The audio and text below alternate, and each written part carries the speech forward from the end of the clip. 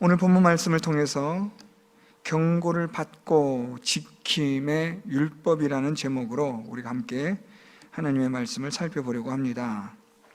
지난 시간에 우리가 살펴봤던 말씀은 하나님의 율법은 순금보다 더 사모할 것이며 꿀보다 더 달다라는 다윗의 고백이었습니다. 그것은 율법은 금보다 더 귀한 가치를 가졌고 꿀보다도 더 큰 기쁨을 주는 것이다 라는 뜻으로 우리가 함께 말씀을 살펴보았습니다. 계속해서 오늘은 이 율법에 관한 말씀이 계속되고 있습니다.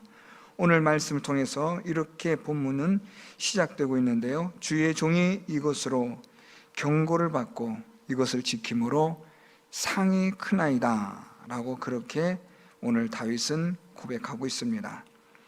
오늘 우리는 본문 말씀을 통해서 하나님의 율법을 통하여 우리가 경고를 받고 지킴을 받는다는 것이 어떤 뜻인지를 오늘 말씀들을 통해서 살펴보려고 합니다. 그렇게 함으로써 우리가 얻게 되어지는 유익함이 무엇인지도 함께 살펴보겠습니다. 오늘 먼저 하나님의 말씀에 시작되어지는 다윗의 이 율법에 관한 계속되어진 말씀은 주의 종이 이것으로 라고 말씀하는데, 이것은 앞에서 계속되어지는 하나님의 율법을 말합니다. 하나님의 율법으로 경고를 받고 이것을 지킴으로 상이 크니이다 라고 그렇게 다윗은 고백합니다. 하나님의 율법은 두 가지 목적이 있다라고 우리는 볼 수 있습니다. 첫째는 경고의 목적이 있고 그것을 지켜 행하게 하는 목적이 있다라는 겁니다. 하나님의 율법으로 우리는 경고를 받습니다. 그리고 하나님 앞에서 우리가 어떻게 옳고 그름을 행하여야 할 것인가를 깨닫게 하는 그런 것이 바로 율법의 목적입니다. 경고를 받다라는 이 히브리어는 옳고 그름을 분별하다라는 뜻을 가진 말인데요, 하나님의 말씀으로 우리가 옳고 그름을 분별하게 하는 것, 깨닫게 하는 것이 율법의 목적입니다. 그렇게 하여서 율법대로 지켜 행하게 하는 것, 이것이 하나님께서 우리에게 주신 율법의 목적입니다. 그래서 우리는 하나님의 말씀을 통해서 우리는 무엇을 분별하며 깨닫느냐? 옳고 그름을 분별하며 깨닫습니다. 이 옳고 그름의 분별, 깨달음에 대한 것에 있어서 옳다, 그르다라는 기준은 우리가 아니라, 나 자신의 주관적인 것이 아니라 이것은 전적인 절대적 하나님의 옳고 그름을 말하는 것입니다. 그래서 하나님의 기준, 하나님의 말씀에 따라서 옳고 그름이 분별되어지고 깨달아져서 그 하나님의 말씀에 따라 옳은 대로 행하는 것, 옳지 않은 것은 행하지 않는 것, 이것이 율법이 우리에게 주는 목적이며 기능입니다. 이렇게 행할 때에 오늘 말씀해 보니까 상이 크니이다 라고 그렇게 다윗은 고백합니다. 상이 크다라고 말할 때 이 상은 하나님께서 주시는 보상의 의미인데요, 하나님의 말씀에 따라 옳고 그름을 분별하여 하나님의 말씀대로 지켜 행하는 자에게 하나님이 주시는 복을 말하는 것입니다. 이제 조금 더 이런 것에 대해서 구체적으로 하나님의 법의 옳고 그름을 분별하며 깨달아 지킴에 대한 것이 12절부터 13절에 기록이 되고 있습니다. 12절 말씀에 자기 허물을 능히 깨달을 자 누구리요? 나를 숨은 허물에서 벗어나게 하소서. 또 주의 종에게 고의로 죄를 짓지 말게 하사 그 죄가 나를 주장하지 못하게 하소서. 그리하면 내가 정직하여 큰 죄가에서 벗어나겠나이다. 다윗이 이렇게 하나님께 탄식하며 하나님께 기도하고 있습니다. 오늘 이 12절과 13절 말씀은 율법의 경고를 받고 지킴에 대한 것을 다윗은 조금 더 소상하게 말하고 있습니다. 율법이 우리에게 경고하는, 율법이 우리에게 깨닫게 하고 알게 하는 것이 있다라고 오늘 앞에서 말씀드렸는데요, 그 경고를 받는다라는 것은 곧 죄를 깨닫는다라는 겁니다. 오늘 다윗은 12절에 자기 허물을 능히 깨달을 자 누구리요? 라고 그렇게 반문합니다. 이것은 아무도 자기 허물을 스스로 깨달을 수 없다라는 것을 강조한 형태의 의문문입니다. 그래서 오늘 다윗이 말한 자기 허물을 능히 깨달을 자가 누구리요? 라는 말은 아무도 자기 허물을 깨달을 수 있는 자가 없습니다 라는 말입니다. 여러분, 우리는 각자가 주관적 성향을 가지고 있고 기준을 가지고 있습니다. 그 주관적 성향과 기준은 천차만별이어서 어떤 사람에게는 옳은 것이 어떤 사람에게는 옳지 않을 수도 있고, 어떤 사람에게는 옳지 않은 것이 어떤 사람에게는 옳을 수도 있는 그런 편차가 있습니다. 오늘 그런데 성경은 우리에게 허물에 대해서, 죄에 대해서 사람은 스스로 이것을 깨달을 수가 없는데, 이것을 깨닫게 하는 것이 있는데 그것이 바로 율법이라고 다윗은 말하고 있는 겁니다. 그래서 율법은 경고를 받는다라고 말씀드렸는데 옳고 그름을 분별하여 깨닫게 한다라는 뜻이라고 말씀드렸습니다. 하나님의 말씀으로 옳고 그름을 분별하여 깨닫는 것, 무엇을 옳고 그르게 그리고 깨닫게 하느냐? 죄에 대하여 하나님의 옳고 그름이 있다라는 말씀입니다. 성경은 사람이 죄인됨에 대하여 철저하게 분별하여 깨닫게 하고 있습니다. 그래서 우리가 얼마나 하나님 앞에 죄인된 존재인지를 성경은, 율법은 우리에게 적나라하게 보여주고 있는 겁니다. 우리 모두 각자에게는 나름대로의 스스로에게는 관용의 법칙이 저절로 작용하고 있습니다. 그래서 다른 사람에게는 아주 날카롭게 예리하게 판단하고 분석하여 정죄할지라도 자기 자신만큼은 관대해지는 겁니다.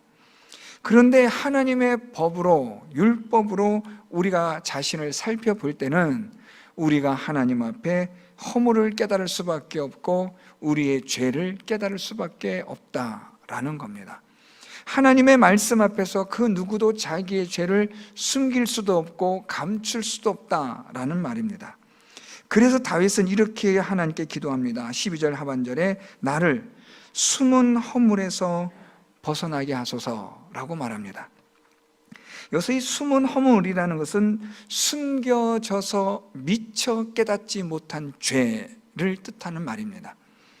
죄가, 드러난 죄가 있습니다. 이건 죄야, 이건 잘못된 거야 하고 우리가 인식이 가능한 죄가 있는가 하면 우리가 인식조차 할 수 없는 숨은 죄가 있다라는 말입니다. 오늘 다윗은 하나님께 기도하기를 내가 미처 깨닫지 못한, 알지 못한 숨겨진 허물, 그 죄에서 벗어나게 해달라는 말은 그 죄를 깨닫게 하여서 그 죄를 다시는 범하지 않도록 하나님의 말씀으로 내가 바르게 행하게 해달라는 그런 기도입니다. 기도라기보다는 안타까운 탄식에 가까운 그런 고백이라고 볼 수 있지요.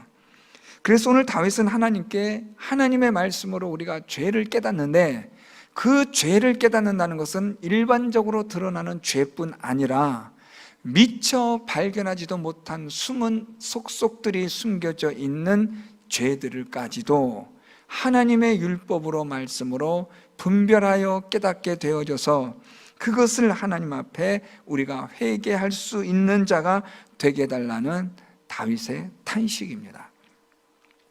그래서 여러분, 오늘 이 다윗의 이 탄식에 가까운 이 기도는 하나님의 말씀으로 비추어 보니까 우리가 어떤 존재입니까? 비참한 존재라는 거예요. 하나님의 말씀으로 비추어 보니까 숨겨진 죄들까지도 속속들이 드러나게 하는 것이 하나님의 율법이고, 이 하나님의 말씀 앞에서 우리는 비참할 수밖에 없는 존재라는 사실을 오늘 다윗이 말하고 있는 겁니다. 요즘 저는 존 오웬의 책을 다시 들여다보고 있습니다. 참 1600년대에 있어서 청교도의 그 운동에서 어떻게 보면 가장 큰 획을 그었다고 해도 과언이 아닌 사람이 존 오웬인데요, 이 사람이 거의 26권 가까이 되는 책을 집필하는데 아주 기가 막힌 사람입니다. 라틴어로 이러한 것들을 기록하고 하나님의 말씀에 대하여 정확하게 설명하는 그런 것들이 과연 오늘날 이런 사람들이 나올 수가 없는 이런 위인이 또다시 발견되어지거나 태어날 수 있을까 할 정도로 어떻게 보면 하나님의 절대적인 은혜 가운데서 준비되어진 사람이 존 오웬입니다. 이 존 오웬이 아주 심각하게 예리하게 파고드는 것 중에 하나가 바로 우리의 죄성입니다. 우리의 죄가 얼마나 하나님 앞에 적나라하게 드러나는가에 대하여 이 오웬은 이것을 아주 기가 막히게 우리에게 지적하고 있어요. 성경은 우리에게 우리가 하나님 앞에 얼마나 비참한 죄인인가를 성경은 그것을 우리에게 드러나게 한다는 거예요. 그래서 여러분, 우리가 성경을 알면 알수록, 하나님의 말씀을 읽으면 읽을수록 우리는 무엇을 느끼냐면 비참함을 느끼는 거예요. 야, 내가 이렇게 살아도 되나? 할 정도의 비참함, 이 사는 것조차, 숨 쉬는 것조차 사치스럽게 느껴질 만큼의 그 비참함이 죄로 인하여서 깨달아진다는 거죠. 하나님의 말씀으로 크게 깨달아지는 거예요. 이 하나님의 말씀 앞에서 우리를 이렇게 비춰보면 정말 부끄러운 거예요. 어떻게 내가 이렇게까지 살았을까 싶을 정도로 너무나 부끄럽고 형용할 수 없을 만큼의 수치스러움이 이 하나님 말씀 앞에서 우리가 완전히 발가벗겨지는 거죠. 그런 존재로서 우리가 인식하게 될 때, 하나님 앞에 우리가 나아갈 때 우리의 모습들이 어떤 모습이겠습니까?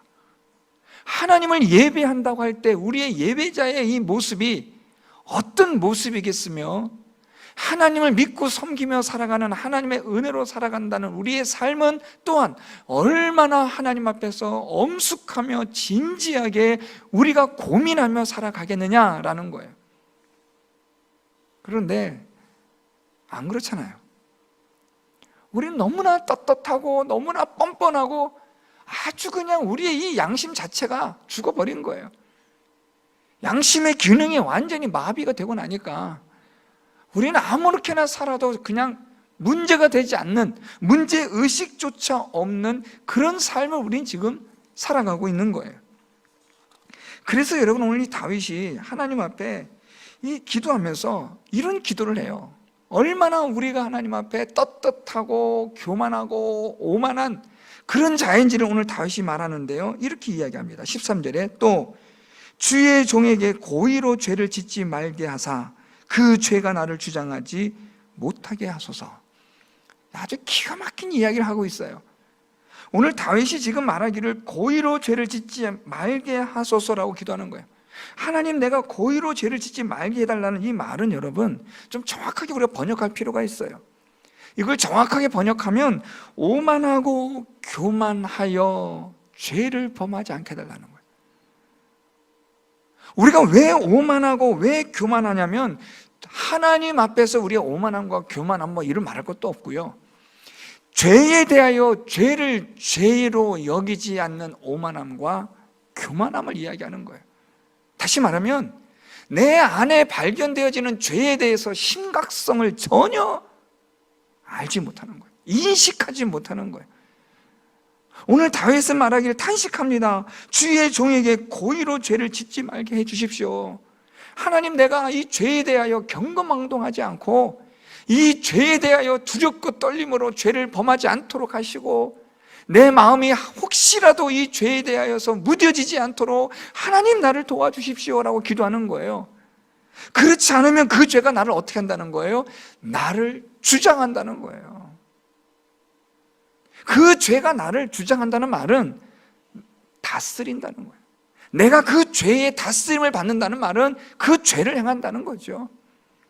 그래서 오늘 여러분이 다윗이 지금 하나님 앞에 이 율법에 관한 것을 이야기하면서 그는 자신의 그 깊은 영혼에 있는 그, 어떻게 보면 우리 안에 있는 그 속 안에 있는 아주 더러운 찌끼들을 지금 쏟아내는 듯한 그런 탄식을 하나님 앞에 쏟아내고 있는 거예요. 우리 예수님께서 하신 말씀 여러분 기억하시죠? 사람을 더럽게 하는 게 뭡니까? 들어가는 겁니까? 나가는 겁니까? 들어가는 것이 더러운 게 아니에요. 손을 씻고 먹는지 씻지 않고 먹는지 그것 때문에 부정하다 부정하지 않다고 말하는 유대인들에게 예수님은 들어가는 것이 사람을 더럽게 하는 게 아니라 사람에게서 나오는 게 더러운 거다. 참 기가 막힌 말씀 아니에요, 여러분? 우리의 이 육신의 삶을 통해서도 여러분, 우리가 음식을 먹고 나면 우리 나오는 것들은 다 더러운 것들이잖아요. 우리 영적인 것에서 나오는 악한 본성에서 쏟아져 나오는 것들은 다 더러운 죄악된 것들이잖아요. 우리를 더럽게 하는 것이 뭐냐? 우리 안에서 나오는 것들이에요, 여러분. 이 죄악된 본능과 본성에서 이 죄의 오물들이 매일매일 쏟아져 나오는 거예요. 이런 가운데에서 우리가 하나님 앞에 다윗처럼 탄식을 해야 한다는 거예요. 오늘 다윗 보세요, 여러분. 자기 허물을 능히 깨달을 자 누구겠습니까? 나를 숨은 허물에서 하나님 벗어나게 해주십시오. 고의로 죄를 짓지 않게 하여 주셔서 그 죄가 나를 주장하지 않도록 하나님 도와주십시오. 이 정도의 탄식이 여러분 우리에게 있다면 정말 그 사람은 하나님이 얼마나 사랑스럽게 귀하게 하나님이 여기실까 하는 생각을 합니다. 오늘 다윗은 하나님 앞에, 하나님, 내가 하나님 앞에 이 죄에 대해서 오만하고 교만하지 않게 해주십시오. 죄를 그냥 무서워하지 않는 자가 되지 않게 해주십시오. 죄를 범하여도, 악을 행하여도 전혀 마음의 가책, 양심의 가책도 없고, 죄를 범하여도 그것을 인해서 괴로워하지도 않고 번민하지도 않는 그런 오만하고 교만한 자가 되어 고의로 죄를 짓는 악을 행하지 않게 해달라고 오늘 다윗은 하나님께 탄식하며 기도하는 거예요. 오만하고 교만한 죄를 짓지 아니하도록, 내 악한 본성으로 인하여 이 죄에 대하여 무뎌지지 아니하도록 하나님 도와주십시오. 오늘 다윗의 기도가 그겁니다. 자, 그러면서 다윗이 마지막 이런 기도를 하나님께 찬양합니다. 14절, 나의 반석이시요 나의 구속자이신 여호와여, 내 입의 말과 마음의 묵상이 주님 앞에 연락되기를 원하나이다. 여러분 많이 들어보셨던 말씀일 겁니다. 자, 근데 여러분 이 말씀은요, 이 14절 말씀은 우리가 많이 들었던 익숙한 말씀이지만 의미는 아주 심각한 거예요. 오늘 다윗은 지금 14절에서 나의 반석이시요 나의 구속자이신 여호와여라고 그렇게 하나님을 찬양합니다. 왜요? 하늘에 궁창을 지으시고 해를 창조하신 하나님께서 사람에게 무엇을 주셨어요? 율법을 주심으로, 그 율법으로 말미암아 옳고 그름을 깨달아 바르게 행할 수 있게 하여 주셔서 상을 주시는 하나님이 되심으로 하나님이 반석이시고 구속자가 되심을 찬양하는 거죠. 그러니까 여러분 오늘 다윗이 지금 14절의 마지막 결론 부분인데요, 이 19편의 결론 부분인데, 19편의 시작은 하나님의 영광을 선포하고 창조되어진 하나님의 그런 창조 세계를 통한 하나님의 창조 계시를 이야기하다가 하나님의 율법으로 돌아오고, 하나님의 율법에서 우리의 인간의 양심의 그 깊은 곳까지 지금 숨겨진 죄까지 지금 다윗이 건드리고 있잖아요. 그리고 나서 다윗이 결론을 내리는 겁니다. 나에게, 우리에게 율법을 주신 하나님을 찬양할지어다 라는 거죠. 왜요? 안 그러면 우리는 어떻게 살아갈 건데요? 우리는 죄가 죄인 줄도 모르고 악이 악인 줄도 모르고 그렇게 살아가다가 망하는 거죠. 구속받지 못하고 영원한 사망에 이르고 멸망에 이를 수밖에 없는 존재가 될 것인데, 하나님이 주시는 율법으로 우리가 구원을 얻는 거죠. 왜요? 내가 죄인됨을 깨닫기 때문에. 여러분, 우리 기독교의 복음에 있어서 가장 첫 번째 출발점이 뭐예요, 여러분? 내가 누구라는 거예요? 죄인됨을 알아야 되는 거예요. 내가 죄인됨을 알아야, 깨달아야 하나님의 은혜를 구하지 않겠어요? 십자가의 은혜로 우리가 나아가야 되지 않겠습니까? 내가 죄인됨을 알지도 못하는데 어떻게 십자가의 은혜가 우리에게 무슨 필요가 있겠습니까? 병든 자에게라 의원이 필요하다고 예수님 말씀하셨잖아요. 내가 병든지도 모르는데 무슨 의원을 찾아가겠습니까? 그렇잖아요, 여러분. 내 죄가 깨달아져야죠. 내가 하나님 앞에서 얼마나 심각한 죄인인가를 우리가 깨달아질 때 숨겨진 죄까지도 낱낱이 하나님 앞에 발가벗겨져서 내 죄악들이 그렇게 드러나게 될 때 비로소 우리는 무엇을 구하게 되는 거예요? 하나님의 은혜로 내 죄가 허물이 사함받고 가리워지게 하여 주옵소서. 그렇게 기도하는 거예요. 그런 자가 어떻다고요? 다윗은 말해요, 복이 있다. 오늘 여러분 다윗이 이렇게 하나님 앞에 이 하나님을 찬양하는 거예요. 율법을 주심으로 우리의 죄를 깨닫게 하시고 알게 하시고, 그래서 우리의 반석이 되시고 구원이 되신 하나님을 찬양합니다 하면서 여러분 다윗이 지금 이런 말을 해요. 내 입의 말과 마음의 묵상이 주님 앞에 연락되기를 원하나이다. 그런데 여러분, 참 이 말씀, 이 다윗이요, 성령에 의해서 감동된 이 시를 쓰고 있고 하지만 기가 막힌 거예요. 오늘 다윗이 지금 내 입의 말과 마음의 묵상이라고 말해요. 이것이 하나님께 연락되기를 원한다. 이 연락되다라는 히브리어는요, 하나님이 기쁘게 받으신다라는 말이에요. 그런데 오늘 다윗이 하나님이 기쁘시게 받으시는데 그게 내 입의 말이고 마음의 묵상이에요. 자, 여러분 잘 보세요. 지금 다윗이 내 입의 말이라고 말하고 마음의 묵상이라고 얘기해요. 여러분 똑같은 거예요.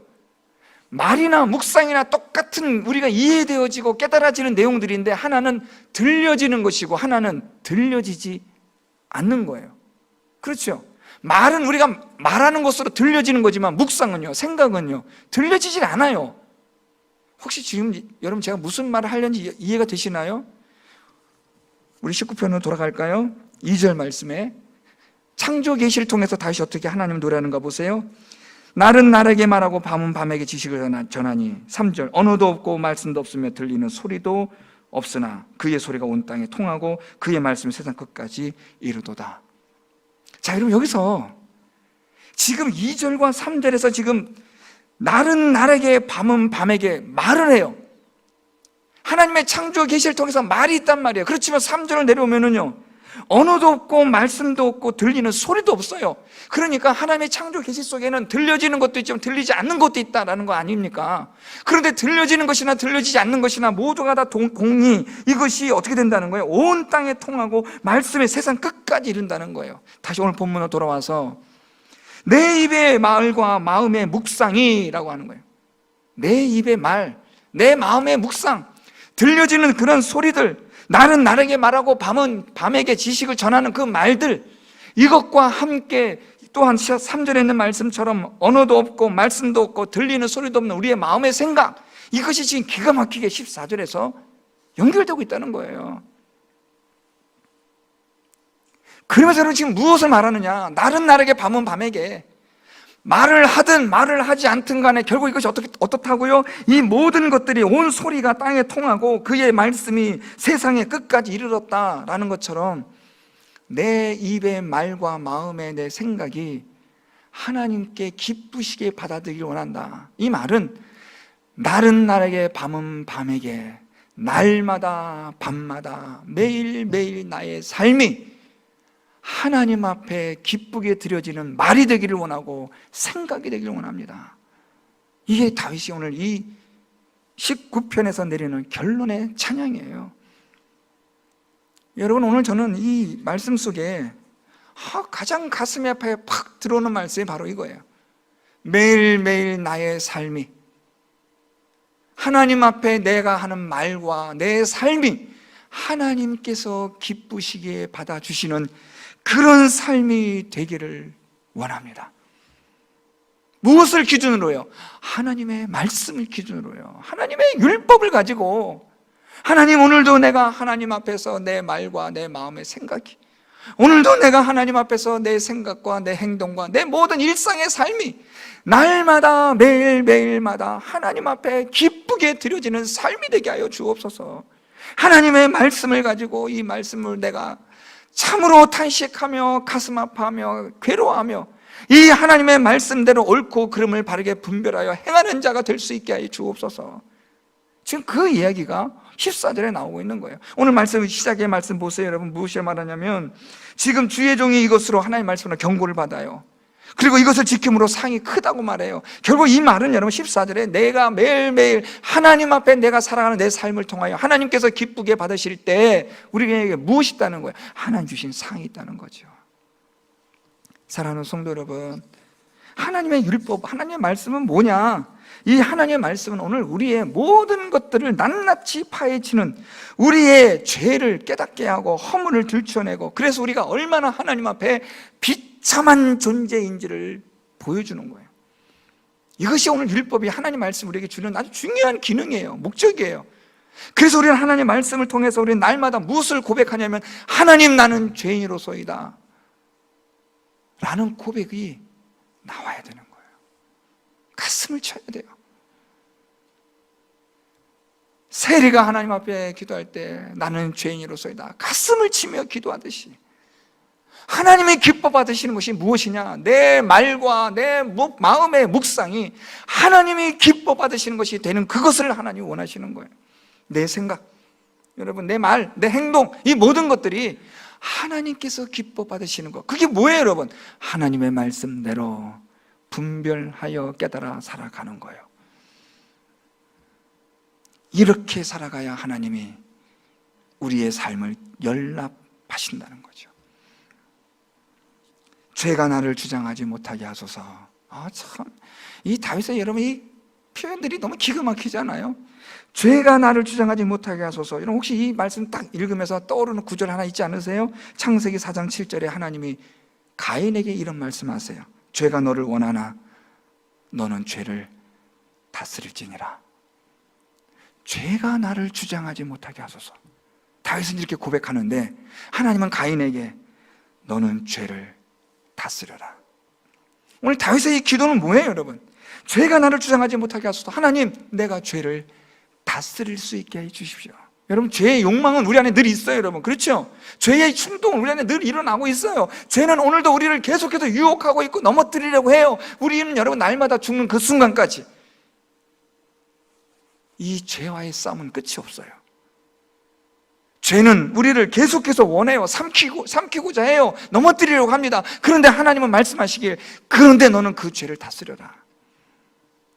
오늘 다윗이 무엇이라 기도해요? 하나님, 죄가 나를 주장하지 못하게 해주십시오. 죄가 나를 다스리지 못하게 해주십시오. 내가 죄를 다스리게 해주십시오. 이것이 어떤 삶이에요? 이것이 어떤 삶이에요? 매일매일의 삶이 내 말과 묵상이 하나님께 연락되기를 원하는 삶인 거죠. 사랑하는 성도 여러분,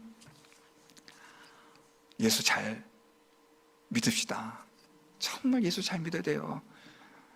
남들은 저런 사람들 볼 거 없고 누구만 잘하면 돼요?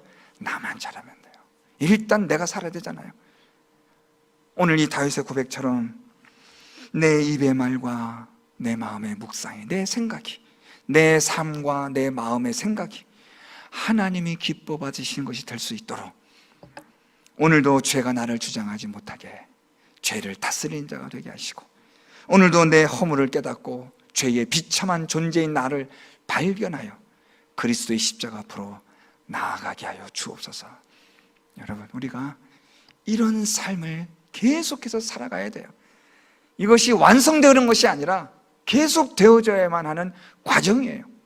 오늘보다는 그래도 내일이 나아야 되지 않겠어요? 어제보다는 오늘이 나아야 되고요. 1cm 나도 조금이라도 우리는 진전하고 1도의 변화라도 일어나야 한다는 거예요. 오늘 하나님의 말씀을 통해서 이 하나님의 말씀이 우리에게 깨닫게 하시고 죄를 분별하게 하셔서 내 입의 말과 마음의 묵상이 하나님이 기뻐 받으시는 그런 우리의 삶이 되게 하시는 저와 여러분, 우리 모두가 될 수 있기를 예수 그리스도의 이름으로 축원드립니다.